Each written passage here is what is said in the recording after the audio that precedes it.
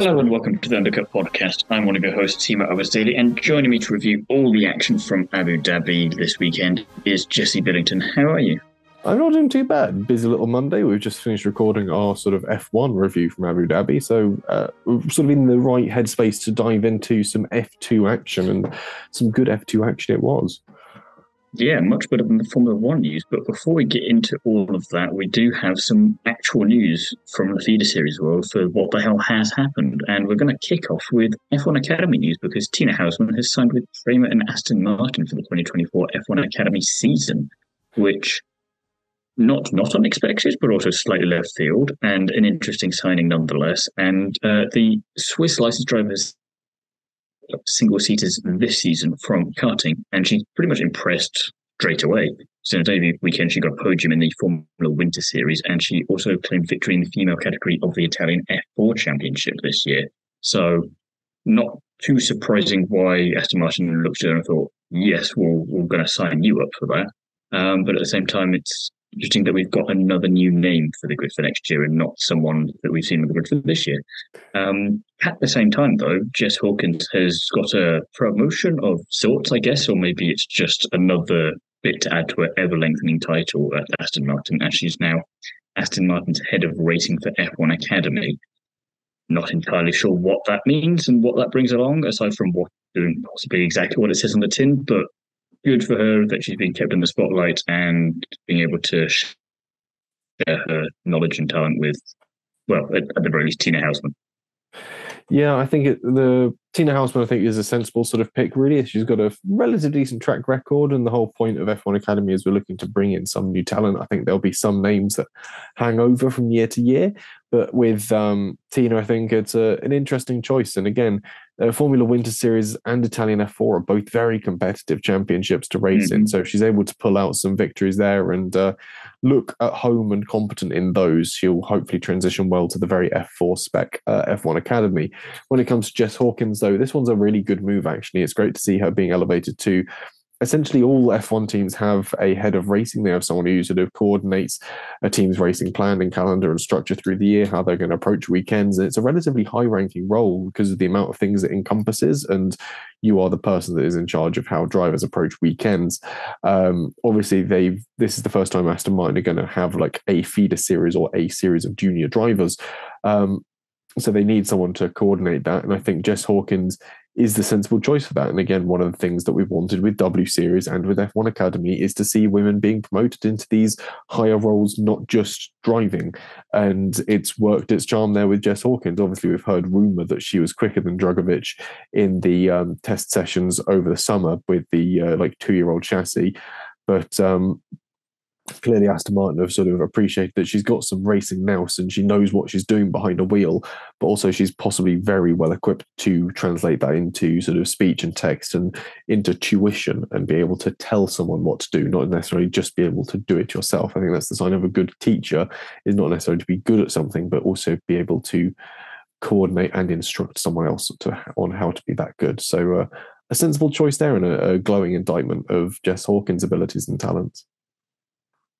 And amongst all the Red Bull breaky-uppy news that we've had over the last few weeks and months, Mercedes have decided they want in on the action, though.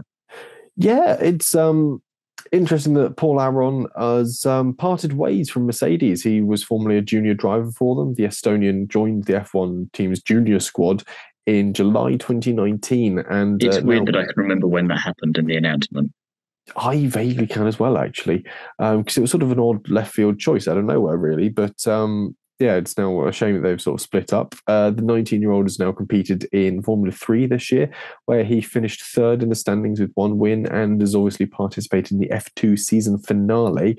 Hasn't been confirmed a race seat yet, but I think the idea is that he'll carry on whoever he raced for this weekend and just sort of simply stick with them. Because he was replacing Novalak, wasn't he? Novalak, correct, yeah. So it looks like he's going to have an F2 seat next season, but whether or not he has that Mercedes link moving forwards or whether he's now open to look elsewhere. And like you mentioned, Red Bull are dipping in and out of junior drivers a hell of a lot at the moment. They might sort of dip their toe in the water there and see how he progresses. But that's all still to play for. In other junior driver news and possible F1 Academy news, we mentioned recently that Doriane Pin is looking to move into F1 Academy or possibly FRECA. But we sort of questioned at the time her lack of single-seater experience. Clearly someone was listening. She took that personally. Yeah, or they anticipated that as a question, and she's returning to open wheel racing for the F4 Southeast Asia Series over the winter, debuting in Sepang. The series is already underway with an opening series of rounds at the Zhuzhou circuit, as well as the non-championship round in Macau, before heading to Sepang, where Pin will race for Prema. Of course, she's a Prema driver. She's raced for them in LMP2, so it makes sense that she'll be having their backing going over there. And again, I think if the team like what she's able to do over in this F4 style series, obviously Prema have a seat in F1 Academy, so they won't make that move. They obviously have seats in FRECA as well. They've got 2 seats in F1 Academy at the moment. Yes, so what it very much does is opens up a lot of opportunities on bigger, more conventional circuits with the team. It gives Prema a very low cost, in inverted commas, means of trialing Pin in some single-seater stuff. And it's, despite her successes in a variety of other GT and endurance races, you've got to remember she is still exceptionally young. Like, she's standard sort of F2, F3 age. So it's convinced that she's fully grown yet as in terms of height. I'm just like, surely you're getting taller. She is a very small woman. But yeah, it's good stuff from her, and hopefully we'll be seeing her making some moves into some more well-known and recognisable series as time goes by. But equally, it does give us a series to follow through the winter and keep an eye on, and keep our racing brains sharp. We obviously mentioned in our F1 sort of full weekend review podcast the FP1 drivers Drugovich, Schwartzman, Vesti, Doohan, Pourchaire, Hajar, Behrman, and O'Sullivan, all taking place in FP1 and impressing, finishing in that order as well. We mentioned over on the main podcast those that impressed us. I don't think we really need to retread the same ground. You can go and listen to that. It is going to be chaptered in there, so it should be easy enough to find. I don't know if you've got any other additional bits you want to float in here, though. No, it's just interesting to see them all there, like we said before in the other podcasts, and doing. Again, just worth mentioning because of how well he did in the rest of the Formula 2 weekend. Impressed the most, I think, as a complete package. Vesti and Pourchaire were the obvious two that everyone was keeping more of an eye on. But I think Doohan in both F1 and F2 kind of flew under the radar a bit and deserves to get a shout out because he did pretty darn well, all things considered. Yeah, Doohan for me, definitely the one that really impressed. Although, of course, across the whole weekend, Pourchaire did impress, but for a multitude of other reasons. In other news, we'll get to that though. Yeah, we'll get to that in due course. First, though, we've got to mention a new face in Formula 2. Yeah, not surprisingly, the Formula 3 champion Gabriele Bortoleto is joining Formula 2, and he's going to be driving for Virtuosi in 2024. I'm kind of surprised we had to wait this long for an announcement for an F3 driver to get the step up to F2, but it's here now, so it doesn't matter. And we already know who his teammate's going to be, and it's going to be Kush Maini, which I'm not against. He's had an excellent season and has definitely proven himself worthy of staying in Formula 2 for another season. So it's going to be interesting because obviously in Formula 3 he was nowhere. Now he's been everywhere and is pretty good, but he's going to be partnered with the reigning Formula 3 champion. So that could be a very interesting dynamic to watch next year, especially for a team that isn't bad, but hasn't been exceptional either. Mm-hmm. So it's going to be a fascinating one to see how that unfolds. And just all of it's quite interesting to be watching next year from a clinical point of view. Yeah, it's a interesting one. They're very much sort of one of the mid-pack teams, a bit like Dams have been on occasion. But it also means that Jack Doohan and Amaury Cordial have been booted from their seats. They don't have seats next year. In fact, we've only got Zach O'Sullivan, we know, ART Grand Prix. I wouldn't be surprised if Doohan doesn't come back to Formula 2 and he goes to maybe Super Formula or somewhere else entirely for next year. Potentially does what Piastri did this last year and wait on the sidelines, hoping that Ocon and Gasly explode at each other and then he can claim one of their seats. As for Cordial, we were all just amazed he got a seat this year, weren't we? Quite frankly, so yeah, a little bit of a shock. But I mean, we'll quickly recap the drivers we know to have seats at the time of recording. At least we've got O'Sullivan at ART, Kimi Antonelli at Prema, Carlin hasn't announced either of their seats. Crawford is someone we're about to speak about, actually, who is moving to Dams this year. Gabriele Bortoleto and Kushmini, we've just mentioned at Invicta Virtuosi Racing. Hauger and Colapinto at MP Motorsports. Van Amersfoort is currently open. Hitech is currently open. Campos is currently open. Trident is currently open. The 0-point scoring PHM Racing have got Joshua Dirksen, and this is a name who's flown completely under the radar. This up because this annoys me so much. Why? Because he's essentially coming from obscurity, and it's just essentially PHM going, yes, we like money, please. And we're not actually going to... It's impressive in all the wrong ways for a Formula 2 team in equal machinery in a championship that has reverse grids to promote teams that are going to be a little bit duffer to try and capitalise on at least grounding a couple of points here or there, for them to get absolutely sod all year. And they don't appear to be making an exciting change. I mean, yes, maybe we get a Kushmini situation next year and this new guy is going to blow the socks off and I can eat my words. And I kind of hope I do in a way, but I will be very surprised if it happens. Whereas I'm going to bang my Sophia Flörsch drum, specially made for such occasions once again, purely for the fact of she scored more points this year in Formula 3 than all of their drivers in F2 combined did, because again, it was 0. Why would you not take a chance on maybe scoring points rather than what is probably the absolute certainty of, again, not scoring anything? It just seems mad. And they've got such a good opportunity there for sponsorship, for marketing, for being the first F2 team to do it for a full season in, at the very least, ages, because I can't remember if Tatiana had a full season in there when she was there, because I know she came back and had 1 or 2 rounds, but I don't know if when she was in there before, if she got a full season or not. Probably couldn't not. say off the top of my head. But, but again, there's so much potential for that team, and they have literally nothing to lose because they have nothing. And you just think, and again, it was, I think 43 points was the next thing up on the championship. Yeah, 43 points. 43 so it's, Trident. It's not even a small gap. But you just do something different. It annoys me to high hell. Yeah, I mean, the best result they had was Roy Nassani scoring 2 9th places, but unfortunately they were both in sprint races, so there was... It's so typically Roy Nassani.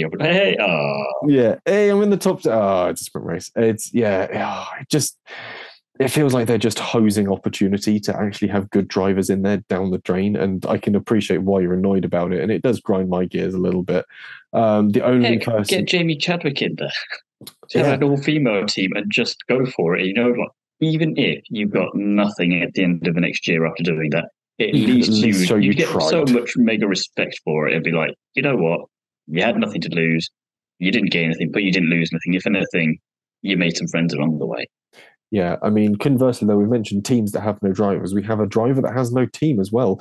Ritomo Miata, the driver moving from Super Formula to Formula 2, or at least rumoured to be moving over. He's possibly also looking at European Le Mans Series as well, Elms. So we'll see whether Ritomo gets a seat somewhere in this mix. It'll be interesting to see where he appears.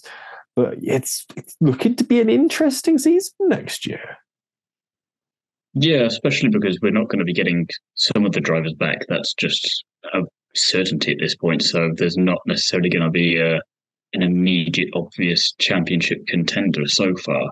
I mean, you look at some people who are coming into their 3rd season, you think Hauger, you think, okay, maybe you're going to do it finally. You look at Kimi Antonelli, it's like, you kind of have to be at least winning multiple races, otherwise the entire justification for you being there and skipping Formula 3 goes out the window. But there's so many unknowns, and there's no kind of one person to look at and going, yeah, you're going to be champion this year. It'll be an interesting one. Of course, we've got new cars as well for next year when it comes to Formula 2. So there's a lot still to be answered for. That very much wraps out our news section. So we'll dive into the F2 action that was on track. And we know that Jack Doohan claimed the final pole position of 2023, a pretty good demonstration. Perfect start to the weekend for him. Yeah, in qualifying, which is what we like to see. Paul Aron and, of course, Franco Colapinto making their Formula 2 debuts for Trident and MP Motorsport, respectively. Aron, we've already mentioned, replacing Clement Novalak. Who is it that Colapinto replaced at MP? That's a good question. MP Motorsport, who's there? Clearly someone very memorable. Yes, flicks back through notes. It was DA Honda, of course, who's now gone off to MSG Mazda. Oh, I was right. Yeah. It's all very memorable. Yeah. So, what do we think to our two new boys entering the weekend? You love to see it in the same way that you love to see new drivers in FP1 for Formula One. I wasn't necessarily expecting much from them, but again, it's just good to kind of bed themselves in and get an idea and a feel for things if they do stay there for next year, which I think Colapinto is. So, as we were talking about just now, so that should be fine on that one. So it was, yeah, kind of a bit of a very early prologue in a way, which is the opposite of what Abu Dhabi is normally described as for many reasons, but good for them at least. And I think it's also worth shouting out Kushmaini there for his qualifying in P3.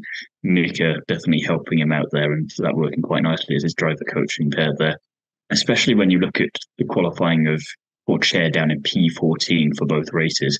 Yes, okay, spoiler alert, he did manage to make it work in the end, but he did make it difficult for himself. And if you had told us at the start of the year that come Abu Dhabi, Kushmaini's going to out-qualify Thiemo Chair by a sizable amount, you'd have been very suspicious of what the other person had been drinking or smoking.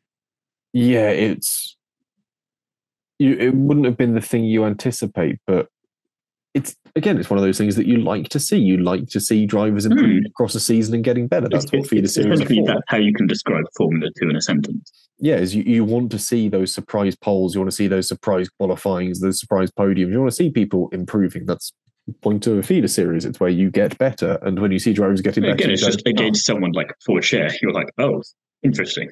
Yeah, against Paul Chair. You can improve, but don't take the piss with it. Even less expected. So we'll dive into the sprint race, of course. Vesti P1 with fastest lap, Fittipaldi P2 and Verschoor P3. This was very much the opening volley that Vesti needed to sort of start clawing back at it. Yeah, it was a fantastic little drive, really. It was... He drove like a contender and just proved why he was up there. And regardless of Sunday's outcome at that point, because you obviously didn't know, you think you've done the maximum there. And if you're Paul Chair, you're thinking, oh shit, I've got a big I fight might on not my actually hands. have this completely in the bag. Oh dear, yeah. I might need to. Oh no. But it's also worth noting that the first 3/4 of the first lap, because of the safety car because of Korea, it was just so much better than about 90% of the racing we've had all year in Formula One, and it was ridiculous. They were nearly 4 wide going down into turn 6. It was bonkers. You're just thinking, this is why. See, Abu Dhabi does work. You just got the wrong cars. You need to make the cars slimmer. Smaller, lightweight, a bit more agile cars. It just... But yeah, as well, you're saying about Fittipaldi. Yeah. You're saying about Fittipaldi and Verschoor there as well. Brilliant and underrated drive from them a bit, really, because there's so much other stuff going on. And Verschoor, I feel like is the more underrated of the two because he just seems to be flying under the radar quite a bit in most things he does, which is unfortunate for him because he's sort of like, guys, come on, I'm doing great stuff over here. And we're like, yeah. Oh, actually, yeah, you are. Yeah, fair play. It's one of those drivers that just sort of appears on the podium, or he got a win in Austria in the feature race, if I remember correctly, and you just sort of go, "Oh, yeah, you're here. You're also there." I forgot you're quite quick, and you sort of look at sort of where he's placed this year, 9th overall, but he's been in a pretty good little sort of close lock with Maloney and Hauger, so he's not bad. Not at all. I mean, Hauger himself, he got a P4 after a brilliant last lap overtake on Hadjar in a part of the track where you just don't normally get too much overtaking. Doing P6, bearing in mind he didn't start on pole because it was the sprint race, so we had the reverse of that. Or Chair P7, it was a P8. So it was a nice little top 8 there, and they were all fairly bunched together towards the end. Correa was the spinner there, unfortunately, out on lap 1, and not how he wanted to finish his last weekend. I mean, say finish, there was a feature race, but he didn't really make much of an impression there either, which is quite unfortunate. And of course, all of this meant that the championship would go down to Sunday's race. I do have a couple of little notes on the sprint, though. It's kind of disappointing in us for not doing more. It's kind of P8 was surprising from him, just because we're so used to him being quite a speedy little guy most of the time. And it was like, are you all right there? I think he might have had the wind knocked out of his sock a bit because he needed to get that pole position point and to stay in with a shot of getting the championship. And I think that he might have just sort of been kicked a little bit emotionally for not getting that and possibly sort of not putting it all on the line earlier on in qualifying. So I think I don't want to chastise him too much for underperforming. The only thing I'll chastise him for there is the fact that it was an outside shot at the very best. And also, so you're not going to be in championship contention, but don't focus on that for the rest of the weekend. Just go out there and drive and enjoy it and just focus on doing the best you can. And it didn't feel like that came across. There was something lacking in it, but we'll shuffle into the feature race. I would just say there are two more bits, actually. I did want to note that the Leclerc curse does continue because he couldn't get off the grid and then broke safety car protocol to rejoin and subsequently got a 10-second penalty, which he was already down the bottom of the grid anyway, so it didn't make too much of a difference, but it was just Leclerc's. Let's strike again. He is reportedly looking at an endurance seat, though. I can't remember if it's hypercar or GT3, Arthur Leclerc. So he might be. I'd be surprised if it was hypercar. I think it's a big step. I feel like you should work your way up to that. Yeah, but maybe the GT3 spec, we'll see what happens there.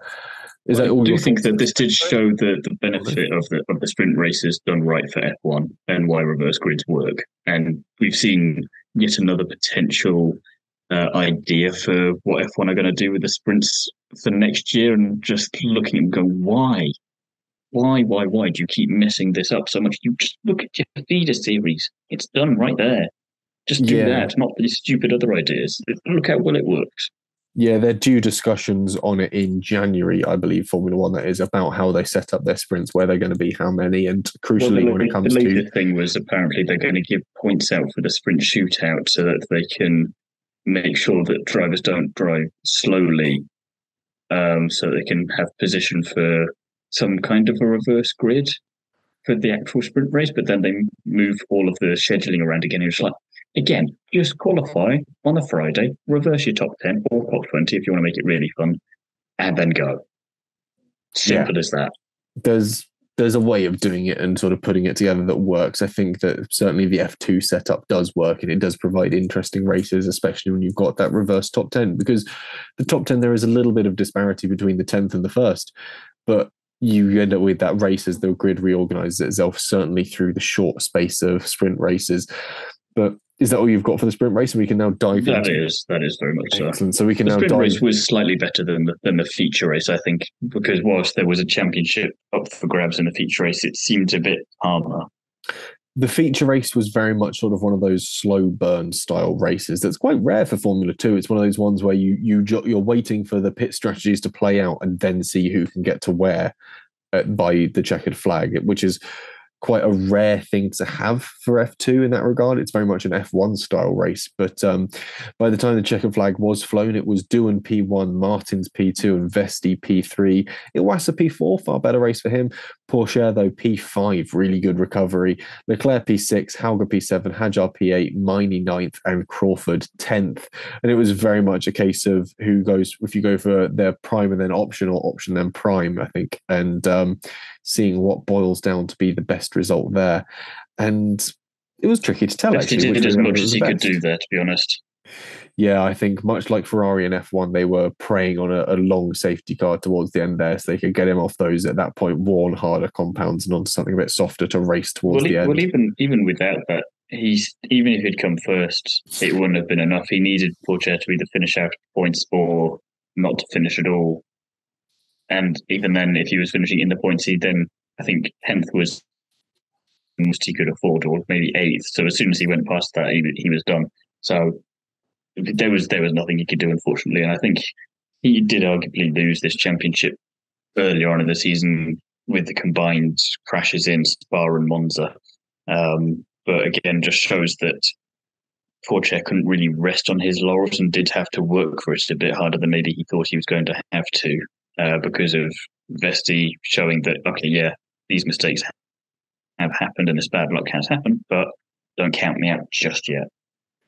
Yeah, I think Porsche won the season on more of a balance of just consistency. He's not had, especially when you think about it, he's won one race all year, and that was in Bahrain. 1, 2, 3, 4, 5, 6 wins for Vesti. And yeah, he's lost to a chap with 1 win. It's just been that consistency of lots of second places, third places, just it's a weirdly curious advert for Formula 2 there. Like, come to Formula 2 where you can win a championship with 1 race versus your nearest driver with 6. Wait, what? Yeah, I'm not entirely certain how that one boiled down, but it is the interesting magic of Formula 2 and the way that it lines up. But yeah, I think it was Théo Pourchaire certainly. I don't think Théo Pourchaire won this season. I think Fred Vesti lost it. Yeah. And I'd agree with that. Yeah, I'd definitely say Spa and Monza would be the 2 where he sort of lost it a bit more. Maybe Silverstone as well with that retirement. I think it's unfair to include Zandvoort where both his rear wheels fell off. That seems a little beyond his control. But yeah, there's not a button on the steering wheel that does that for you. No, there isn't the sort of. And if there is, they need to take that off. Pop button.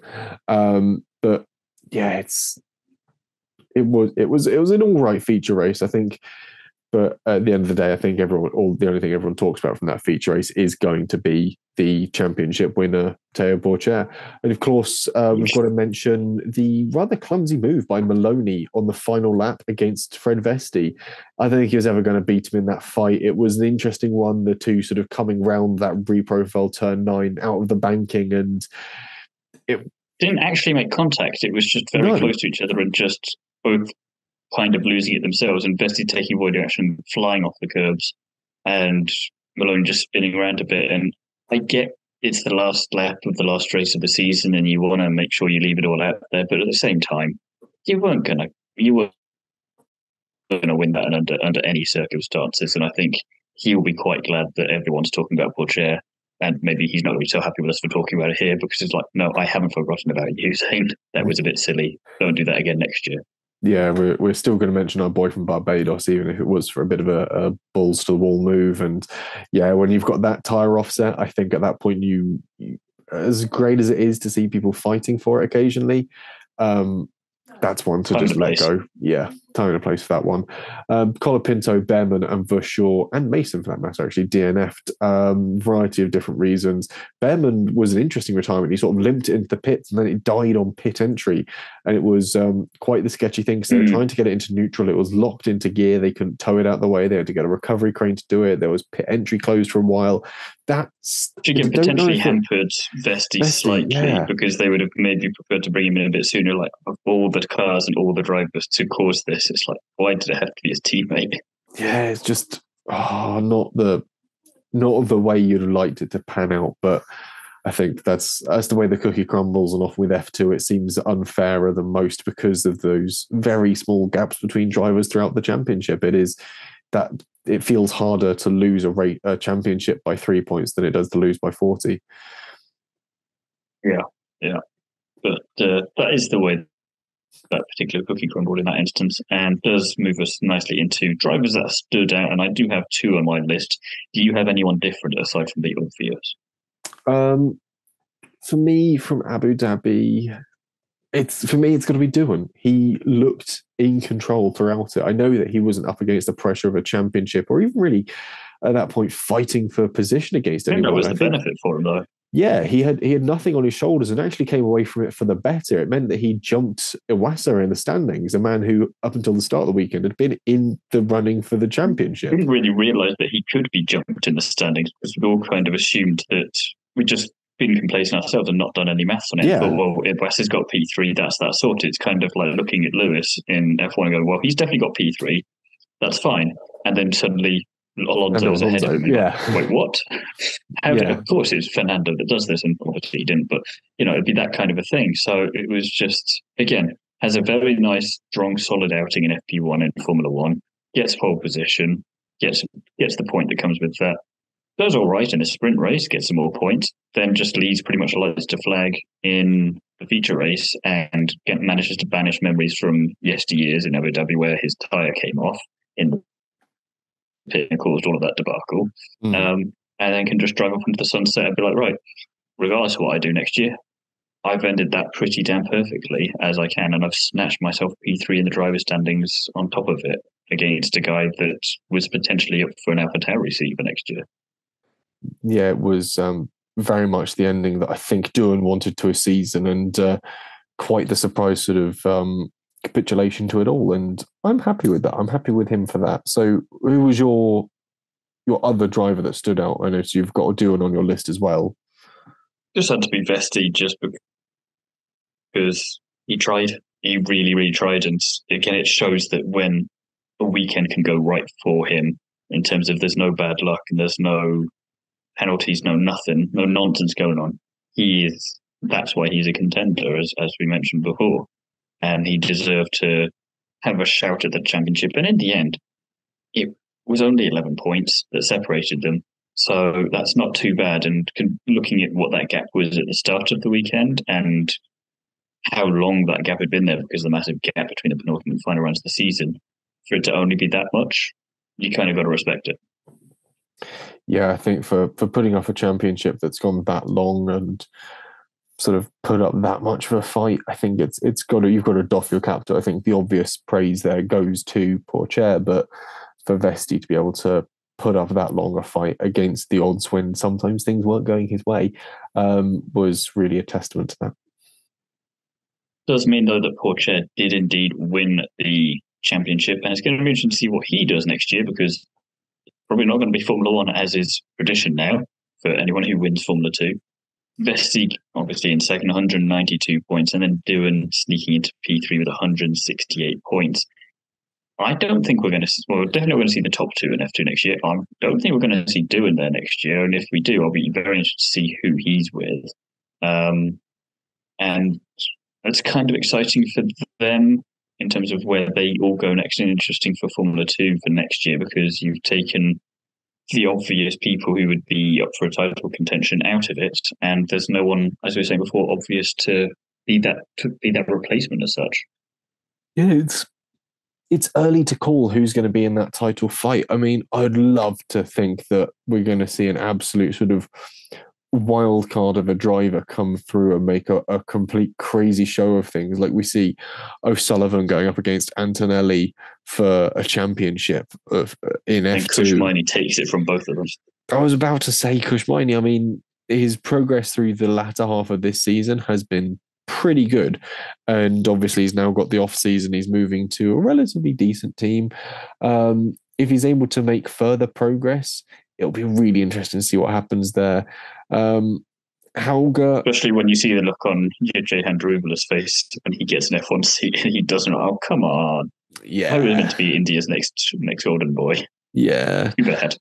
I mean, Hauger, it'd be nice to see something from him, but deep in my heart, I don't think he's got it in him. I think the thing that's the trouble here, though, is the fact that even if he did, and I have this problem with Pourchaire and Vesti, and to an extent Drogovic, and potentially as well, even with how these other drivers, I'll say in a second, have done in Formula One in their respective times with Mick, with Yuki, with Joe, none of them have, with the exception of Piastri, have really excited me since when they've been kind of teased to going into F1 or actually got into F1. I've not looked at any of them and thought, you had that a little bit with Mick just because it's Mick.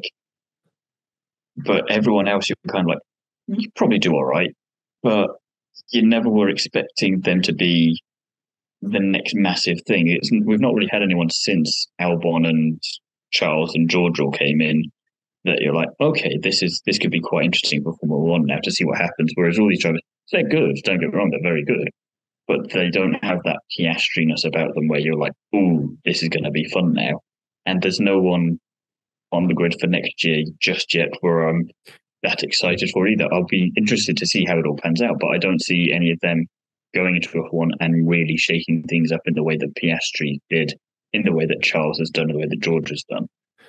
Yeah, I think we obviously had the Twitch quartet coming in, they were like the next hot prospect in F1, and then there was sort of a gulf for a long while, and then we got Piastri, who sort of came in off of that sort of run of dominance and eventually got his seat, and this year has certainly proved it.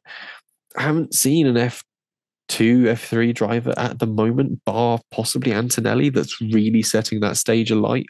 Even then, Antonelli, we've only got some really low formula there, and it's it's impressive, but Formula 2 is a whole different thing, and he's really got to justify it straight from the get-go as to why he deserves to have skipped Formula 3 to be there. And if he doesn't, maybe everyone should be thinking we can't force the next Max Verstappen into existence, and probably best we don't anyway, because we need to have some breathing room between eras of dominance, just for the sake of variety and good sport in the meantime. And also just, they all just get so much younger every year, and you just think you're maybe asking too much of them too quickly, and then wondering why no one's excited for them to get into F1, or why there's no seats available. There's not that build-up. And why you'd rather sign up someone like Hulk, who's a lot older, or in the same way, like, yeah, bring back Fernando, bring back whoever, because it's just keep Bottas, because it's a safe pair of hands, you know what you're doing with it, whereas a driver that's new, it's just kind of like, yeah, you're good, but what can you actually do? Where's the sparkle? Where's the show? We'll see how it pans out. Obviously, we've got 2024 to look forward to now, but the last thing we need to wrap up, of course, was the Constructors, where there was actually a bit of a battle going on all the way through the field for this one, really. There was like 2-3 pairs of battling, apart from 11th, which was very solidly in the hands of PHM Racing.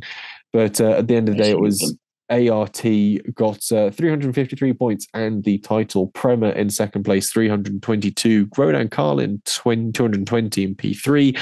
Dams, 214 for P4. Virtuosi, 176 points in P5. MP Motorsport, 172 points, P6. VAR in 121. Van Am Sport Racing. High Tech, 112 in P8. Campos in P9 with 99, which is quite a nice little bit of symmetry there.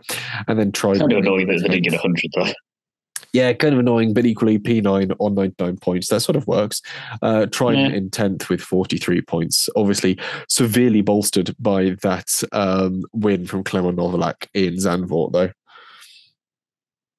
Well, he's got to contribute something, I suppose, hasn't he? He pulled his weight this season. He pulled his weight against whoever else it was in that seat. Well, he helped them solidified P10 in the championship after staving off fierce competition from PHM, and after Campos proved that, we're not going to catch him, are we? Exactly. He can hold his head high as he goes and does some more podcasting. I think that is a perfect point for us to wrap up on our podcast. Any final points you'd like to make, Thiemo? I'm glad we had Formula 2 this year, because we needed it in comparison to the Formula 1. It's on the same weekend. At least you were going to get some good racing. Yeah, there was at least... And when you've got Alex Jakes and Alex Brundle in the commentary box for the majority of the year, that's always a good shout as well. Oh, my good old lunchtime date of Alex Brundle. Yeah, can't go wrong there. There's been a good F2 season. It's not been one of the sparklers of all time, but we never have a bad F2 season, and it's been good. It's certainly been one of the better ones. And that's a nice point to wrap up on then. So, Thiemo, in the meantime, where can the people find you? You can find me over on Is It Fast, On the Curbs, the Nitro RX podcast, Paddock Sorority, and of course, ye old Instagram. Yourself? I can be found on Instagram, TikTok, Twitter, and YouTube as @JesseOnCars. And if you want even more from me, you can find me writing for Classic Car Weekly. And if you want more from the podcast, of course, you can find our Abu Dhabi F1 review elsewhere on YouTube, Spotify, Apple Podcasts, wherever else you get your podcasts. And of course, we'll be back for a big season review from Formula 1 and Formula 2.